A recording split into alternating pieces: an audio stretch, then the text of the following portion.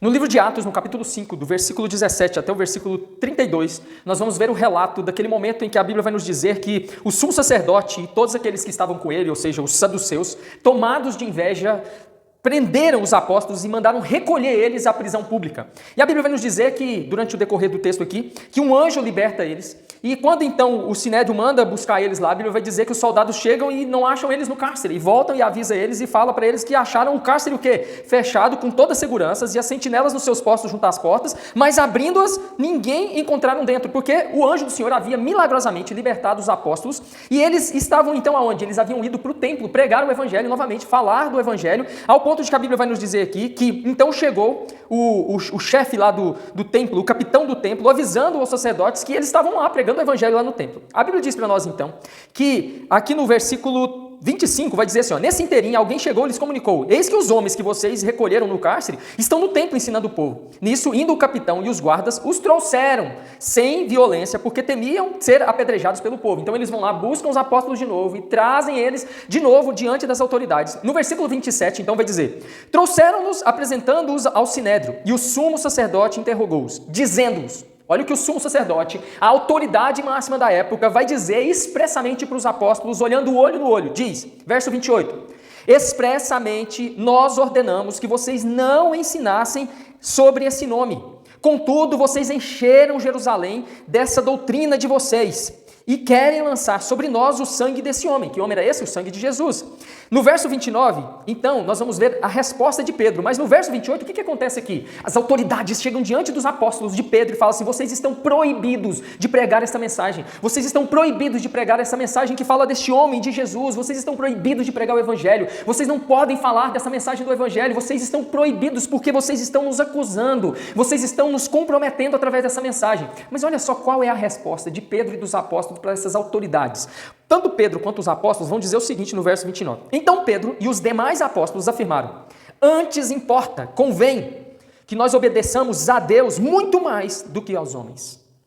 No verso 30 ele continua e diz, o Deus de nossos pais ressuscitou a Jesus, a quem vós matastes, pendurando-o no madeiro, olhando nos olhos. Pedro não somente se recusa a não pregar, mas começa a pregar e os acusa dos pecados deles, olhando nos olhos. E Pedro então começa a trazer um relato aqui e falar para eles o que havia acontecido e que eles realmente eram culpados pela morte de Jesus.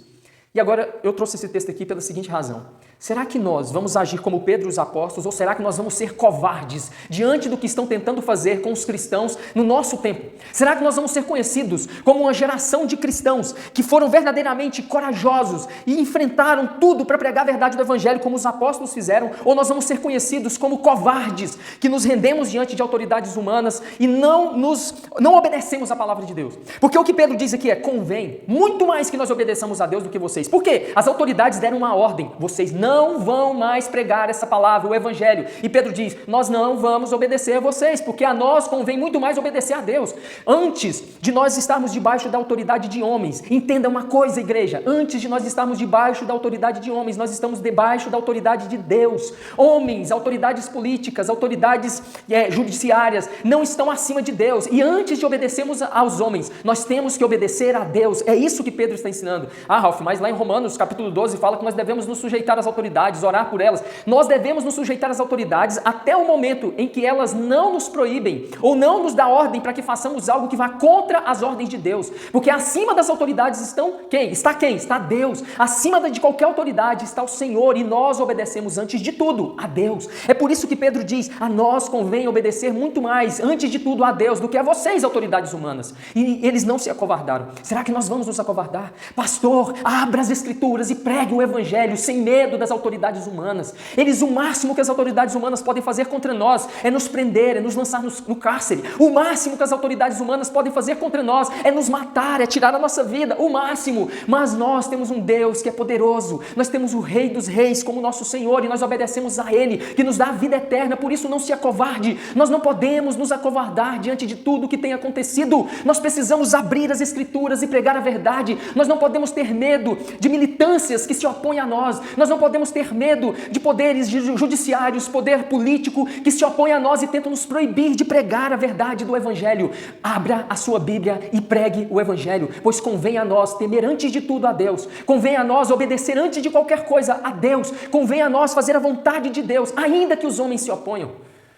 Jesus disse que nós não podemos amar ninguém mais do que a Ele. E nós não podemos nos calar. Talvez você pense, mas eu tenho filhos, eu tenho esposa. E o que vai ser da minha vida? Você ama mais a sua vida do que a Cristo? Você ama mais a sua esposa do que a Cristo? Você ama mais a sua filha, as coisas que você tem do que a Cristo? Então você não é digno de Cristo. Jesus disse que aquele que ama pai, mãe, filho, esposa, amar a si mais do que a Cristo, não é digno de Cristo. Nós não podemos nos calar por medo. Nós não podemos nos calar por causa de amor a outras pessoas, outras coisas. Nós devemos pregar a verdade do Evangelho. Abra a sua Bíblia, pregue o que está escrito nas Escrituras. Ainda que as autoridades se levantem contra nós, nós não podemos nos calar. E aí, você vai obedecer aos homens ou vai obedecer a Deus? Você vai temer mais aos homens ou vai temer mais a Deus? Eu prefiro obedecer a Deus.